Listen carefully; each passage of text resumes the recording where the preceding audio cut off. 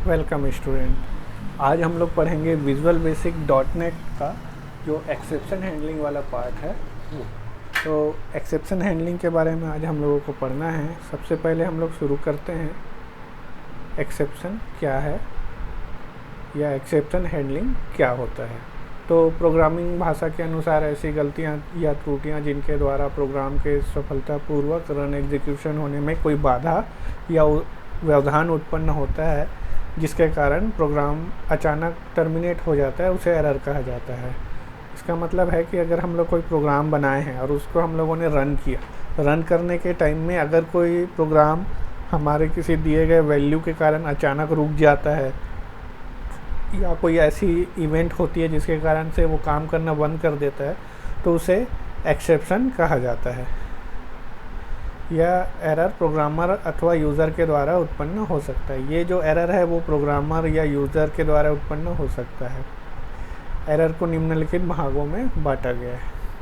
तो एरर जो है वो मेन हम लोग यहाँ पर देख रहे हैं तो दो टाइप के एरर हमको देखने को मिलता है। पहला होता है सिंटैक्स एरर। सिंटैक्स एरर में ऐसे एरर होते हैं जो प्रोग्राम में हम लोग बनाते समय अगर कोई सिंटैक्स को या किसी ऑब्जेक्ट का या वेरिएबल का डिक्लेरेशन या किसी मेथड का गलत यूज़ करते हैं या कोई स्पेलिंग मिस्टेक करते हैं तो उसको हम लोग सिंटैक्स एरर कहते हैं। इस एरर को पकड़ना बहुत आसान होता है क्योंकि इसको हम लोग जैसे ही अपना प्रोग्राम कंपाइल करेंगे वहाँ कंपाइल टाइम में हमको एक मैसेज मिल जाता है कि ये एरर है, और जो VB.NET होता है उसमें ये एरर जो है हाईलाइट होते हुए मैसेज के साथ में दिखाई देते हैं।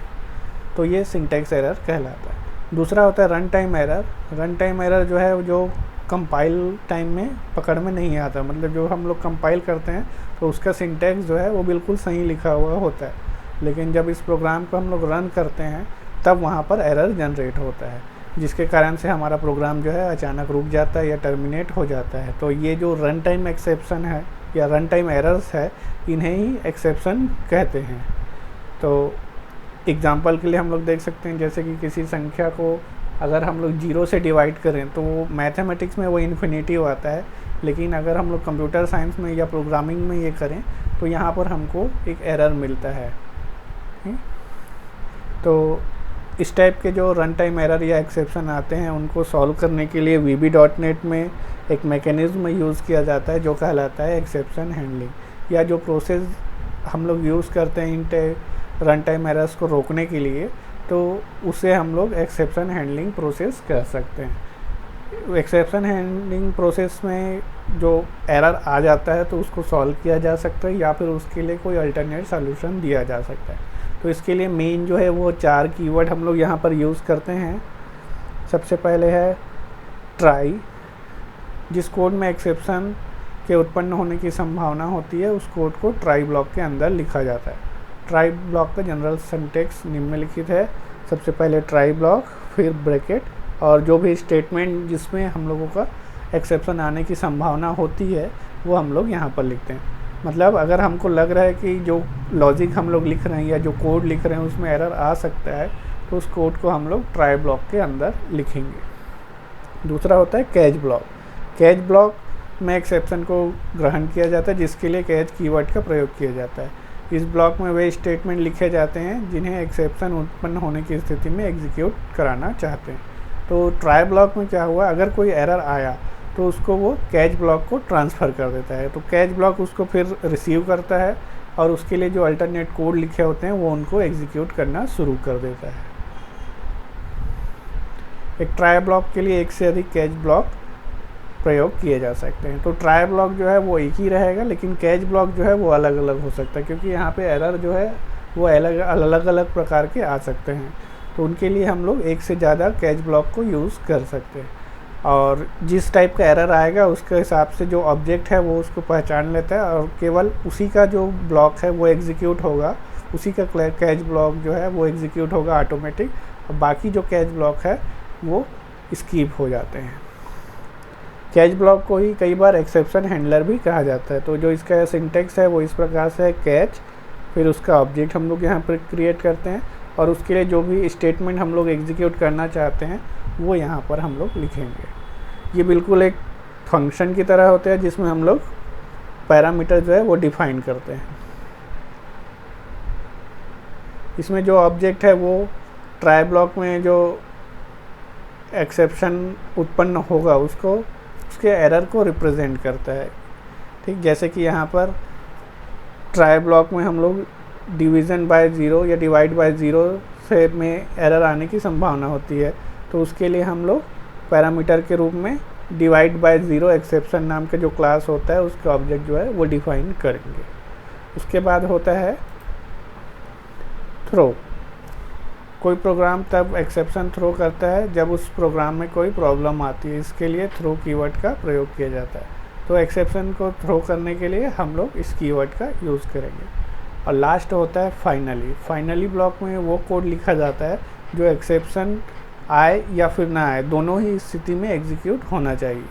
तो जैसे कई बार होता है हम लोग नेटवर्क या मेमोरी रिसोर्सेज को फ्री करने के लिए कुछ कोड लिखें, तो हमारा प्रोग्राम चले या ना चले ये जो कोड है वो एग्जीक्यूट होने ही चाहिए। तो ऐसे अगर कोई कोड है तो उनको हम लोग फाइनली ब्लॉक में लिखेंगे। इसका जो सिंटेक्स है वो इस प्रकार से रहेगा, फाइनली और ब्रैकेट और जो भी है। तो एक एग्जांपल मैंने यहाँ पर लिया है। सबसे पहले फॉर्म में मैंने एक कमांड बटन बस ड्रॉ किया है, उसके बाद उसे कोडिंग में जाकर पब्लिक क्लास फॉर्म 1, और ये मैंने एक यहाँ पर सब प्रोसीजर बनाया है। सब प्रोसीजर कैसे बनाते हैं वो मैंने आपको लास्ट क्लास में बताया था, इसका वीडियो मेरे चैनल पर डला हुआ है, आप लोग वहाँ से देख सकते हैं। तीन वेरिएबल हैं इंटीजर टाइप के, 2 की वैल्यू मैंने यहाँ पर पहले ही डिक्लेयर कर दिया, एक को 5 और दूसरे को 0। फिर ट्राई ब्लॉक, तो यहाँ पे z equal to x division y, और y जो है वो मैंने यहाँ पे 0 कर दिया, मतलब यहाँ पर एरर आएगा ही। तो ये अगर एरर आता है तो यहाँ से वो कैच ब्लॉक में ट्रांसफ़र हो जाएगा, इसके नीचे जो स्टेटमेंट लिखे हैं वो एग्जीक्यूट नहीं होंगे। अगर एरर नहीं आता है तभी कंडीशन में ये एग्जीक्यूट होगा। जब यहाँ पर अगर कोई एरर आता है तो एरर के लिए मैंने अल्टरनेट सॉल्यूशन यहाँ पर नहीं दिया है, केवल एक मैसेज दिखाया है। मैसेज में क्या होगा कि जो भी एरर आया है उसका डिटेल मैसेज यहाँ पर हमको देखने को मिलेगा, और उसका जो स्टैक ट्रेस है वो यहाँ पर हमको देखने को मिलेगा। उसके बाद मैंने लिखा है फाइनली। फाइनली में ऐसे कोड होते हैं जो एक्सेप्शन आए या ना आए दोनों ही कंडीशन में रन होते हैं। तो यहाँ पर मैंने एक मैसेज बॉक्स दिया है जिसमें फाइनली ब्लॉक लिखा हुआ है। तो अगर यहाँ पर एक्सेप्शन आता है तो एक मैसेज आएगा ये वाला, और ये उसका एक स्टैक ट्रेस दिखाएगा, और लास्ट में फाइनली ब्लॉक तो एग्जीक्यूट होगा ही। उसके बाद जो कमांड बटन है उसके क्लिक इवेंट में मैंने ये जो सब प्रोसीजर बनाया है उसको यहाँ पर से कॉल कर लिया। तो चलिए VB.NET में आ जाते हैं।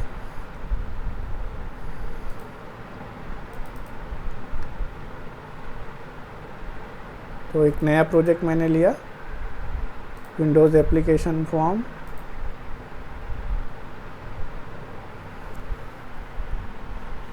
फॉर्म हम लोगों ने बनाया। फॉर्म में केवल एक कमांड बटन की हमको ज़रूरत पड़ेगा। डबल क्लिक किए, ये देखिए ये सब कोड है। मैं यहाँ पर कॉपी करके इसको ला रहा हूँ टाइम बचाने के लिए।